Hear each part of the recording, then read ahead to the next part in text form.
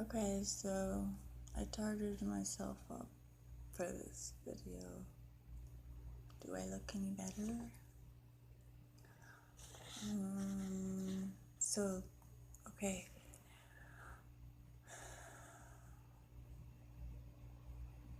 This one, I want to talk about couples who are addicts and drug addicts, but really any type of addict. So it's not just you now that we're talking about couples, like two people together. Maybe they're codependent on each other, and has a lot to do with why they're stuck in between, not being happy in the relationship and then not knowing where else to get those. Like, everybody needs love and affection, and most of the time we barely even get respect, So I was gonna try to make this as short as possible. Like, I have a poor person's phone. That's what I'm making the video on. And they don't give you too much time, so that pisses me off. Okay, so I just wanted to go into, like, I have experience in being in a drug-fueled couple, relationship, romantic relationship, without the romance. Anyways, so I just wanted to tell you that I've been in this kind of toxic relationship on and off for 14 years, and even the off time was, as long as you're together physically, it's a problem.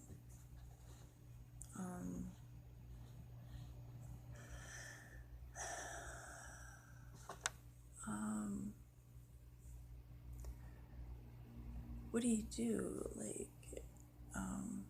if you're someone that can relate to this, and I know there's a lot of people who can relate to this. You've known this person who you probably are codependent with, and vice versa. I think the men most likely won't admit that they're codependent as much as women, but they are. And then, it takes two. I don't care if you're the one who's using less. You're still part of two people, and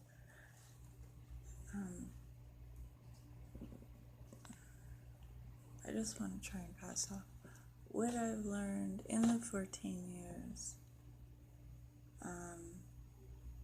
I'm still friends with my ex, and I think the reason why is there's some forgiveness involved.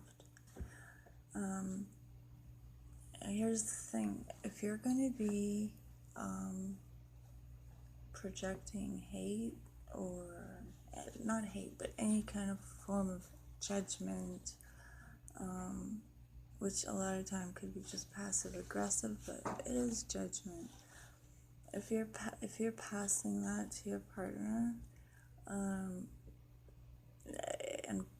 I see a lot of it vice versa, like both sides do it. Not cool.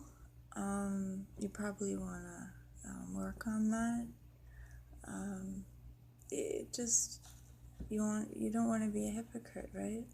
You're trying your best. Maybe you are the one that uses less, but what do you do from there? How do you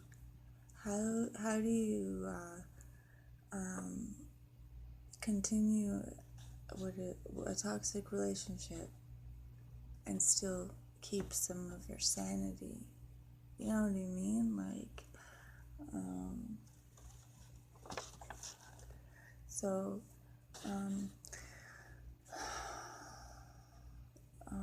it's really hard because this thing doesn't give me much time to really have a proper conversation with you guys, you know?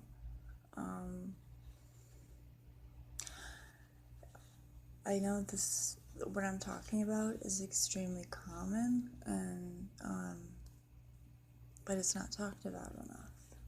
I feel like couples or friends don't talk enough about, I don't know, the things we don't talk about, right?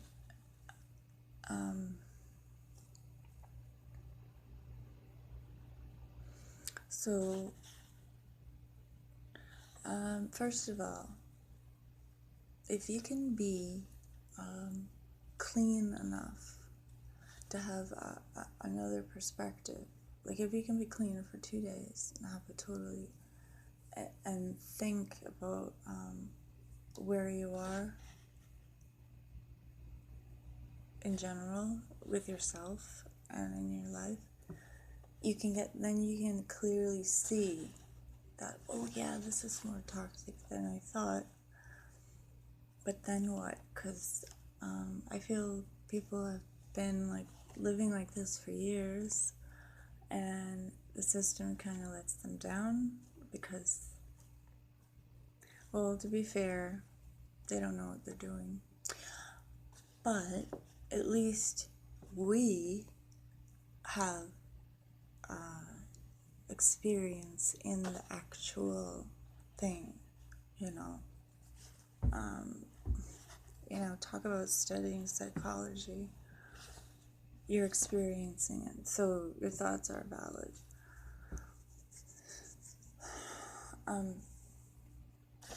I hope to God this doesn't cut me off, because I just want to get a few points out.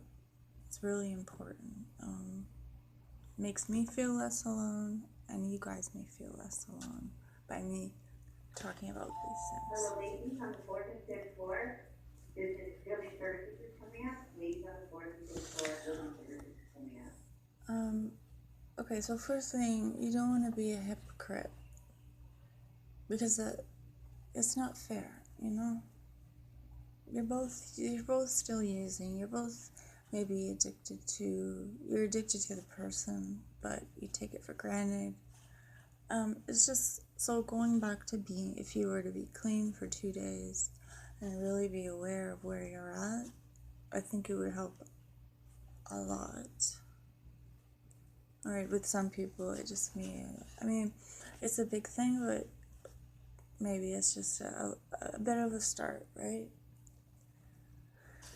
You want to be aware. And when you're using every day, this is from experience, when you're using every day, you sort of lose sight of the reality that, you want to live. Your intentions are, I'm trying my best here. But with all the chemicals going around in your brain, then, let's face it, right? You don't have the best point of view, right? So both of you need to be aware, I think. Okay, so number one, awareness, some sort of sober awareness, like, wow, oh my God, this is my life. And it's hard to accept that, obviously, and that's why I don't want to look at it. I understand that too, but that's why I'm talking to you about it. Now, when it comes to expressing to your partner how you feel, maybe you want to break up, maybe you want to stay away from the other person a while, or maybe you're so miserable you just don't know what to do.